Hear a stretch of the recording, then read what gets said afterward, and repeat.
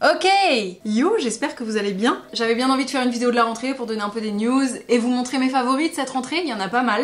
C'est parti. J'ai pas fait de vidéo cet été, mais j'ai passé un super mois d'août qui était à peu près équivalent à celui que j'ai passé l'année dernière. Un petit tour de France, du sud et tout, et en fait je voulais pas faire de vlog cet été parce que j'avais l'impression que ce serait juste un copier-coller des vlogs de l'année dernière et je me suis dit bah qu'est-ce qu'il va y avoir en plus? Pas grand chose. Je dis ça parce que j'ai reçu pas mal de messages pendant l'été et à la rentrée qui me demandaient pourquoi je faisais pas de vlog. Sinon, je suis en grosse réflexion en ce moment parce que j'ai notamment très envie de faire la suite de Baltringue, mais que j'ai beaucoup de mal à trouver des finances pour le faire. Et je me tâte à faire un double financement un peu comme j'ai fait la première fois, mais en faisant une cagnotte participative un petit peu plus conséquente et voir un peu tâter le terrain de qui est chaud, qui a les moyens parmi vous de participer à la production de cette suite. J'ai vraiment envie de continuer Baltringue, je sais que ça a plu globalement donc j'ai envie de continuer, mais c'est toujours un peu la même difficulté de réussir à avoir de la thune et de la diffusion quoi. Donc voilà, il faut que je trouve une solution là-dessus si je veux continuer. Si vous n'avez pas vu les 4 premiers épisodes, je vous les remets ici ou ici, je sais jamais de quel côté c'est, mais je vous les remets là. Qu'est-ce que je peux vous raconter qui m'est arrivé dernièrement? J'ai eu des poux. J'ai traîné avec pas mal d'enfants au mois d'août et du coup j'ai chopé des poux.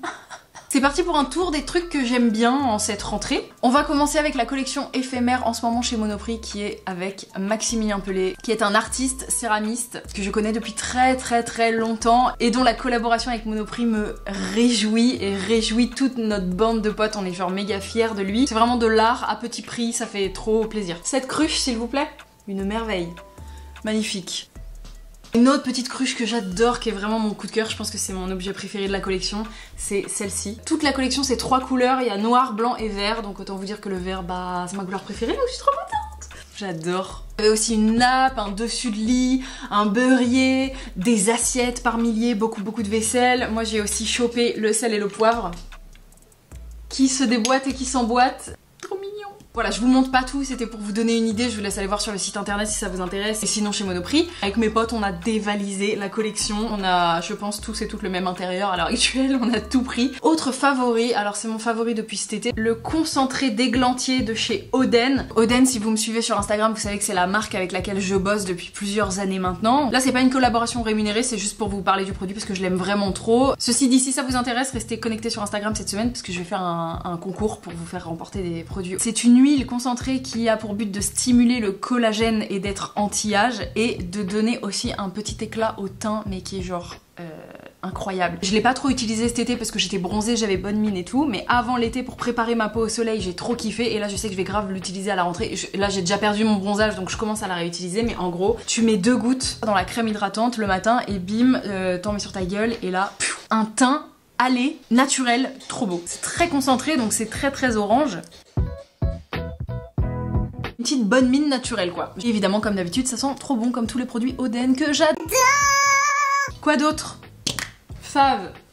Des livres. Des livres, des lectures, ça vous dit? On commence par un petit manga, ça s'appelle Princesse Jellyfish. Je voulais vraiment un petit manga déjà dans le format et dans le délire de Nana, que j'ai terminé. J'ai lu les 21 livres de Nana et j'ai terminé là il y a 2 mois et je voulais un remplaçant. Tsukimi, venue à Tokyo pour devenir illustratrice, est une fan hardcore de Méduse. Elle accède alors au privilège d'intégrer la très sélecte résidence Amamizu, une antre interdite aux hommes et peuplée de jeunes femmes otaku, aux passions aussi diverses qu'encombrantes. Mais alors qu'un soir, Tsukimi rend visite à une adorable méduse enfermée dans un minuscule aquarium, son destin va être bouleversé par une jeune fille bien trop fashion pour être vraie. J'aime bien, ça se lit tout seul, je trouve ça trop cool. C'est drôle, c'est vraiment très chill, en plus c'est cool parce que ça contrebalance un peu avec la fin de Nana, un peu dark, drogue, santé mentale, truc déprimant. Donc j'avais bien besoin d'une histoire vraiment détente. J'en ai lu qu'un mais ça m'a vraiment donné envie de choper la suite. BD, tiens, BD sur le Japon. Une BD de Rosalie Strausser, je connaissais pas, qui s'appelle 4 saisons au Japon. Faut savoir que j'achète vraiment mes BD au pif, je vais dans mes librairies de BD préférées. CF, ma vidéo juste avant où je parle de mes lieux préférés à Paris. Donc si vous cherchez des librairies de BD, je vous conseille d'aller voir cette vidéo. Je prends les BD que je trouve belles visuellement ou alors qui sont mises en avant par les libraires parce que du coup je me dis que je leur fais confiance. Octobre 2015, Rosalie, une jeune dessinatrice française passionnée par les mangas des années 70, s'envole pour le Japon. Elle ne sait pas vraiment ce qu'elle va y chercher, peut-être avant tout la beauté. Au fil des saisons, son regard sur un Japon idéalisé évolue. Blessée par les violences qu'elle subit en tant que femme dans une société japonaise très patriarcale, elle reste pourtant toujours aimantée par ce pays. Je vous montre un peu les dessins. En gros donc c'est une meuf qui raconte son voyage au Japon et pourquoi elle y revient plusieurs fois. Et c'est cool parce qu'en plus de son histoire, elle propose aussi une genèse du Japon illustrée avec vraiment des super beaux dessins. Et ça j'ai trouvé ça grave sympa de nous mettre dans le contexte. L'histoire elle est intense, mais en montrant toute la beauté du Japon, l'architecture, la gastronomie. Enfin c'est vraiment un livre qui fait voyager, un peu darkos, mais j'ai trop kiffé. Et ça m'a donné envie d'aller au Japon. Encore une BD, La vie est une corvée de Salomé Laoche. Il y a quelques mois, je suis tombée sur son compte Instagram et j'ai scrollé, j'en pouvais plus. Cette meuf est hilarante. Notamment cet été, elle a fait une BD sur Instagram en 6 parties sur son arrêt de l'alcool et sur son alcoolisme d'avant. C'est tout ce que j'aime, des sujets deep, traités avec autant de légèreté et d'autodérision, d'intelligence et de rire. Elle raconte des trucs genre méga intimes, deep, honteux en vrai, enfin ce qu'on pourrait qualifier de honteux, mais avec une autodérision et un dédramatisme. Cette BD, La vie est une corvée, alors c'est pas une histoire, c'est plein de petits moments de vie, autobiographiques je suppose. Ça parle de rendez-vous chez la gynéco, ça parle des gens casse-couilles sur Vinted, ça parle de colocs avec des garçons, c'est trop marrant. Et les dessins sont trop sympas et surtout les couleurs quoi. Ça c'est des couleurs que j'adore. Un tout autre registre et pas une BD, c'est le livre de Panayotis Pasco, La prochaine fois que tu mordras la poussière. C'est un récit dans lequel il confie et raconte sa dépression, sa santé mentale en général, sa relation avec son père et ses relations avec des garçons. Ce livre il m'a grave touchée, notamment sur toute la partie sur la santé mentale et la dépression. Quand il parle d'anxiété, d'angoisse et de dépression, vraiment c'est des choses que je vis et que j'ai vécues. Du coup je me suis grave retrouvée, il écrit extrêmement bien. J'ai trouvé ça admirable d'avoir aussi peu de filtres. Ce livre il est un peu présenté comme un coming out, je sais pas si c'est vraiment ce qu'il fait, enfin c'est pas ce qu'il dit dans le livre en tout cas, mais effectivement il parle de ses relations homosexuelles. Les moments doux et joyeux ils sont hyper lyriques, quand il parle d'amour c'est trop beau, et quand il parle de dépression c'est méga juste. J'ai adoré ce livre. Quoi d'autre? Les pinces Coucou Suzette, les pinces fleurs précisément, que j'ai chopé juste avant l'été et qui ne m'ont pas quitté de l'été. Celle-là elle est tellement belle, elle a un format parfait, elle chope tous les cheveux, c'est trop bien, tellement choupi.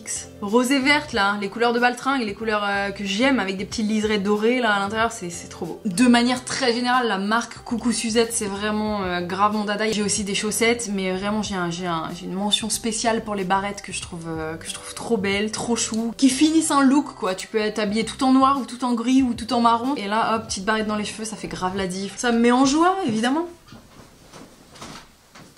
Je suis une grande fan de blush et j'ai découvert le blush cream de chez Fenty Beauty, donc la marque de Rihanna, qui se présente comme ceci. Donc c'est un blush crémeux, pris la teinte Pétale Poppin. Il est assez léger, une couleur assez naturelle. En plus il y a un petit miroir intégré, donc très facile d'en mettre. J'en avais un vraiment rose flashy pour l'été, de quand je suis bien bronzée et que c'est cool. Là maintenant que je commence à être blanche, c'est vraiment une teinte plus naturelle qu'il me faut. Après moi j'aime bien le rose globalement, et très facile à transporter, tu peux l'emmener partout avec toi. Voilà.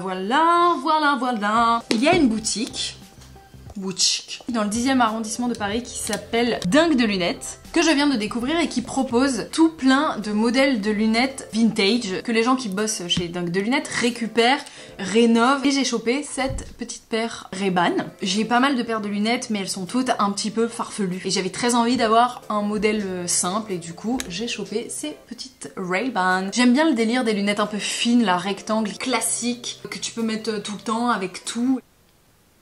Qu'est-ce que vous en pensez? Des petites illustrations, parce que j'adore les illustrations et que j'ai tout le temps envie d'en acheter. Elles, je les ai pas encore encadrées, mais maintenant j'ai envie de me faire un petit mur d'illustrations dans ma chambre, mais avec des plus petites. Une illustratrice que j'adore qui s'appelle Marie Casaïs, comme il y a un tréma sur le Y, bref. J'ai chopé cette illustration. Pour celles et ceux qui ont regardé Drag Race saison 1, c'est une des queens de Drag Race, c'est Ellipse, que j'adore. Je la trouvais trop belle, je l'aimais trop, c'était une de mes préfs. Alors vous vous rendez compte, c'est que du crayon là, et il y a que 2 couleurs.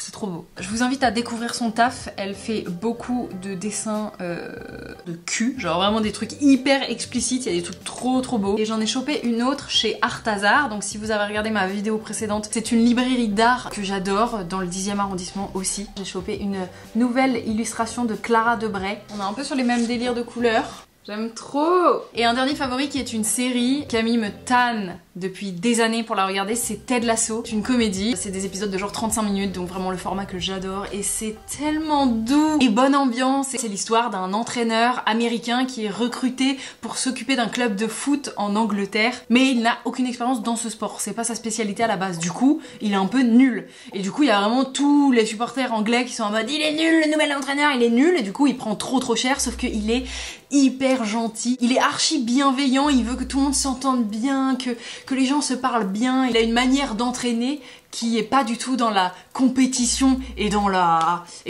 hargne, mais plutôt l'échange, l'amitié, le groupe, la sympathie, la bienveillance. Franchement, ça amène tellement de trucs intéressants et mignons, et les dialogues sont hyper bien écrits. Voilà, il y a plein de moments drôles, il y a des moments touchants. Si vous cherchez une petite série doudou réconfort pour la rentrée, je vous conseille de ouf Ted Lasso, c'est trop bien.